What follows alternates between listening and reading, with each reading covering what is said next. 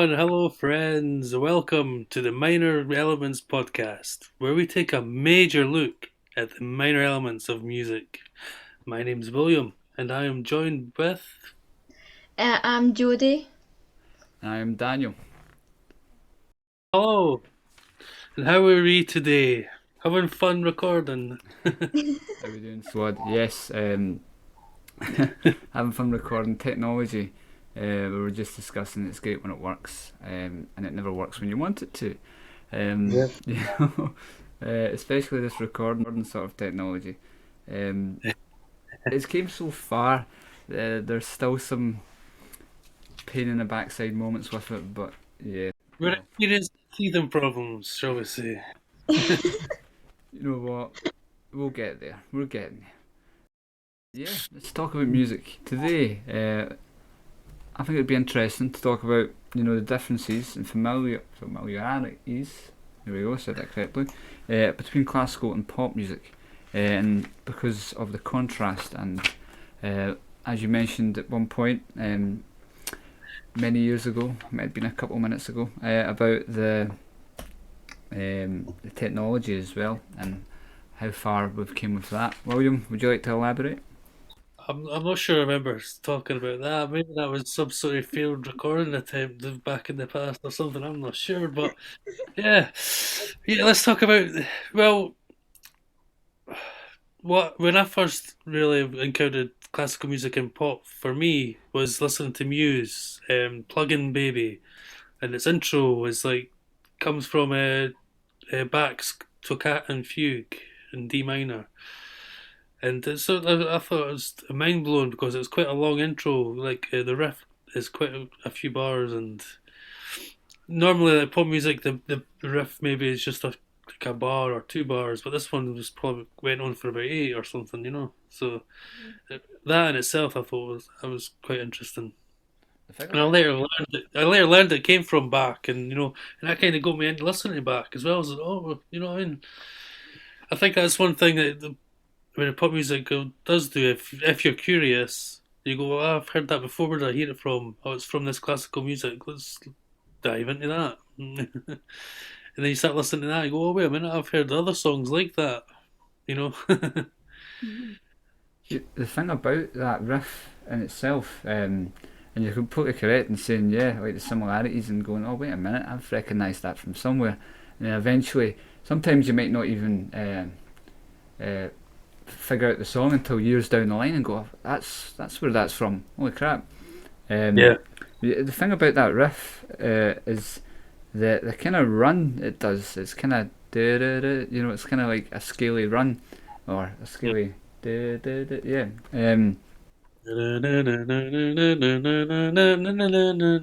Yeah, it's kind of going up and then it goes back down. It's Yeah. and it's very classical. But they pull it off with stuff. Well, I think in the song you've got the bass, and I think it's distorted bass. So Yeah. that's down. Trademark Muse. Oh god, yeah, that distorted bass, and even the drums. But yeah, the bass and the guitar, they're all kind of like got a bit of oomph to them, which is kind of taking it away from that classical kind of roots of that.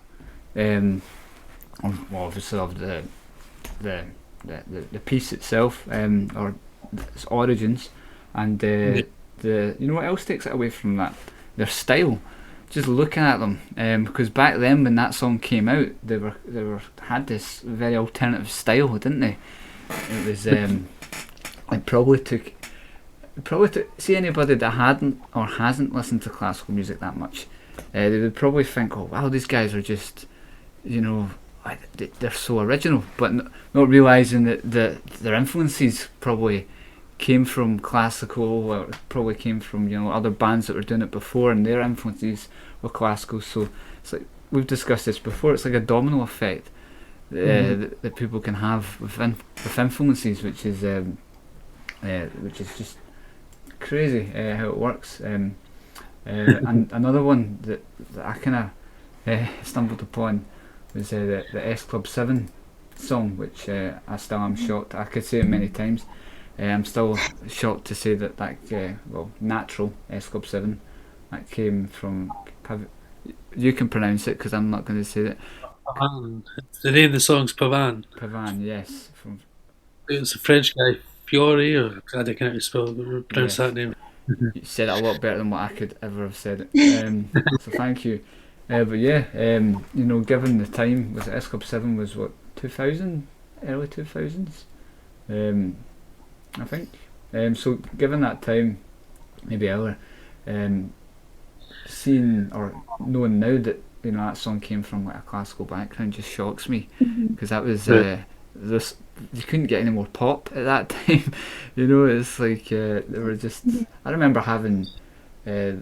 I liked the guy's hair that much that I had A a lot of poster of him on my wall. I was probably a god. Honestly, I was a massive S Club 7 guy. I shouldn't be saying that when this is a podcast. Jesus, I'm going to get slagged, but not knowing that came from classical, descendants. Yeah, it's crazy that bands that you never ever ever thought would ever do that, which is crazy. I think a lot of it might come down to the, who's producing the music, really, as well, and who's writing it. Writers. Yeah. I mean, like, no disrespect to S Club 7, I'm sure they probably had professional writers doing their songs for them. They're just there to perform the song. I mean, I could be wrong, they could have been writing all their songs, I don't know. I mean, I don't really listen to S Club 7, so I'm speaking from a point of ignorance, so forgive me. Given the style of them back then, it's hard to go. It's hard not to think like that because they were wearing. Was it? It was just that early 2000s style, and it was just kind of. You wouldn't look at that going, "Oh, these guys know a good bit about classical music." They definitely know what they're talking about, or they definitely know their music. Just by looking at them, I'm sure they might have had, some sort of insight to it. They might have grew up with a family member, or one of them might have, and went, "Oh, you know what? This would be I think cool." it comes down to like catchy tunes, and there is a lot of catchy tunes in classical music, where the piece itself might be quite long because normally classical music can last a long time.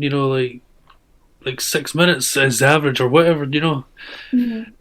But there's snippets from that you could take and develop into a pop song, which happens a lot. As we're speaking about right now. It's like a hook, isn't it? It's like that hook that you get. That's it. Aye. Yeah, and Plug-in Baby has that hook. It's just like obviously the origin of it being from classical. I know this is kind of off topic from pop, but I love this song so much. It's more of a prog band. Yes, originate from '70s. One of their songs clearly is from classical descendants, and a lot of their stuff actually. I think Steve Howe might be the guitarist. Sorry, he might be a classically trained guitarist. But there's a song called Roundabout, and that intro. I can even tell you where it originates from.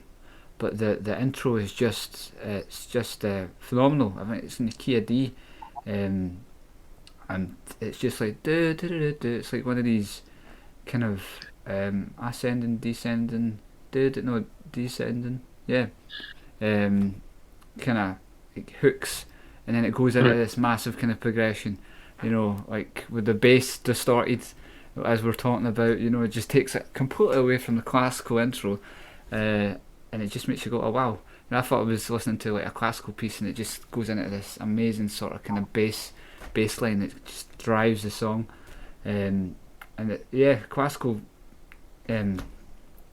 Classical music has been getting borrowed from for a very long time, because I think the elements of it they're so aesthetically pleasing to listen to. Like I know from a guitarist point of view, see listening to classical music on guitar.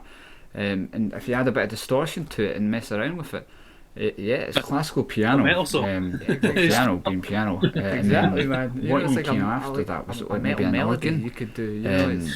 It's but if you take that out, it's just classical. It's crazy. Well, technology plays a big part in that. Yeah. It can change the sound, the music, the instruments. It can like make something familiar sound unfamiliar if you put enough effects on it, you know. And that's where it was about the Renaissance is where music started becoming secular, less religious, which then moved into the Baroque era. Then, but that's when a lot of the musical technology was developing as well. So the music sort of reflected that with like the instruments that were being produced at the time. Mm. A classic example, no pun intended, is the piano or the piano forte, given its full title. Whereas you could play, depending on how much pressure you put on the keys, you could play softly or loudly. Whereas before that, there was things like the clavichord and the harpsichord, where there is no dynamic range. It doesn't matter if you hit it hard or hit it soft, the same sound, the same volume came out. Mhm. So with the development of the piano, that's where like music became more intricate as well. You know, where we can start putting more dynamics into the music, into the piano music anyway, the keyboard music. I mean, Yeah, and the the earliest instruments like flute, was that maybe around before the um well, piano? Like that's oh yeah, yeah. I mean, all those kind of things. Yeah, they've been for a long time. Yeah, it's I crazy. couldn't. Renaissance. Yeah, it's crazy the impact. Obviously, um, it would have had. I've never really listened to just obviously I had lutes as well. I've never really listened to just like flute music, so I wouldn't really Mm. know from a personal point of view. But it's amazing how they've just evolved because obviously flutes would have been wooden at the time, and now they're probably made of copper or metal, some sort of metal. Um, Plastic or black, depends where you get it from. recorder. You mean? I Is it a think. recorder? It's not a accordion. Accordion is like the keyboard instrument that you can push, they squeeze Mhm. and pull. There we go. You would you would think I wasn't even studying music. Yeah, we are students by the way, just to let everybody know. I was close. Well, sort of. But yes. And of course, that was the first instrument I learned to play. I was in like primary three or primary four. Mhm. I think that's yeah. I think it's just Yeah. because it's the simplistic nature of it, but like the impact of it as well. Well, funny enough, Mhm. like, that's what I learned as well. Like so it came into my head there. Yeah. The yeah, it's just how many you would have like one hole at the back and maybe four at the front. I Um, think there's like six holes in the front. six at the front. I think Um, it's like, you would get obviously the mouthpiece, and yeah, you would get a really lovely sound from that. And I don't even did that originate maybe before the flute. Maybe there was um, uh, classical playing of the recorder. Maybe it's like a descendants of um, one of the instruments. It's crazy the I think they history. do. I've seen recorder players and they've got like the biggest recorders you've ever seen and also the smallest things, like recorders you've ever seen as well, so it's just mad. I really say there's different variations. yeah, you want different keys and stuff, don't you? Yeah. Yeah, Different sonic ranges. here we go. So the birth of it, the Soprano recorder, ones. was between the 15th to 16th century. So the Renaissance Yeah. era. So that's when it kind of came about. So that would have been with like the flute and all that sort. The lute as well, maybe the little Mhm. kind of string-looking guitar. That's what they're called, isn't it? That's always been something actually. What key do you reckon a lute would be in? Would it be because obviously mandolin is in a different key? You get other stringed instruments that are in different keys, like a sitar, but like Yeah. you know, It's got a round body. yeah, the way it is. Obviously, I think the sitar has kind of got a different sound. Are much bigger. Yeah, looks more like a banjo. actually. It's got Yeah, a lot more yeah, keys to it's it. around recording. Yeah. Jesus, I would hate to tune that. Hmm. It looks like an absolute beautiful instrument, though. You know, and the specific sound you get from that as well. Hmm. It's very obviously quite can be quite tinny, but um,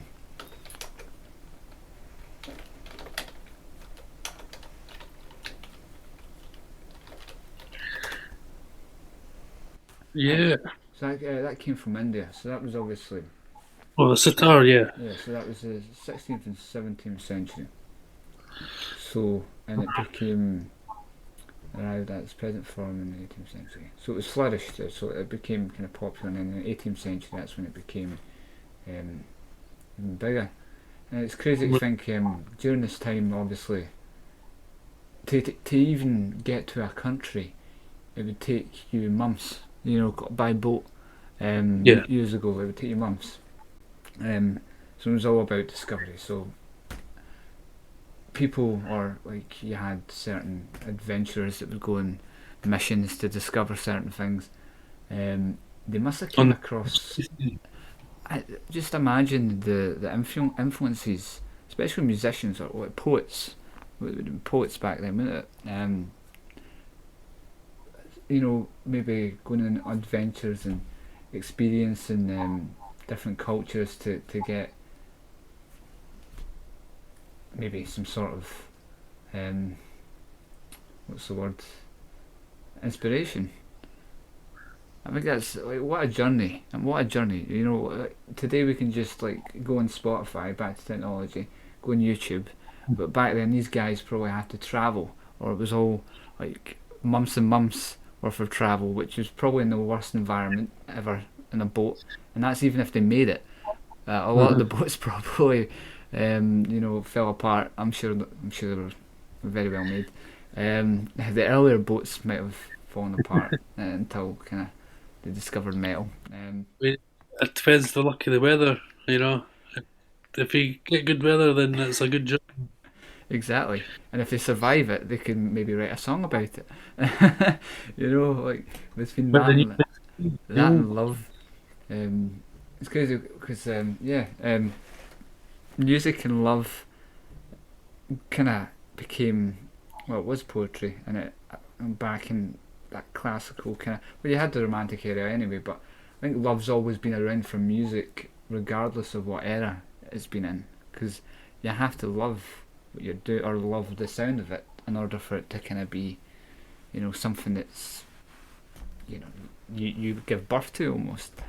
You know, it's like when you come, it's like when you play something, you know, the guitar, the piano, any instrument. If the love you have for like that, the craft even, can determine the outcome of what you can produce. Mhm. I would say so. Yeah, I think the love's kind of always been there. It just kind of got documented um, as an error because it probably became. Well, it comes back to the technology of media. You know, I Hmm. think music became bigger, especially in the 20th century, because of mass media, where Hmm. like radio can reach like continents, different countries. You know, like millions of people. And in the 21st century, it's a lot easier to communicate with everybody Hmm. using what we're doing right now, like Zoom. You know, we could be talking to somebody in Australia right now about music if Yeah, it'd be like in the middle of the night for them at this time, but yeah. Like you know, as the media has gotten bigger, the music industry's had more gotten bigger in terms of opportunities to kind of sell their like music, yeah, Yeah, which is quite cool. unfortunately though, like again, it's like, you know, music's you know, it's a business, so a lot of people are kind of marketing themselves, and they have the technology to do it now. yeah, Instead, they probably had to rely on, you know, the record company, you know, because like maybe in the 60s, 70s, whatnot, they never had, obviously 60s, 70s, 80s, 90s, they never had social media or the internet to the power of what we have it. Nowadays you can make a profile, get music out, market it, put ads out, and you could probably reach like like 50,000 people by the end of the week. you'd be skint right enough, depending if on all those ads. But um, it, it's just crazy the power of the internet. If you market yourself in the right way, you can reach anybody.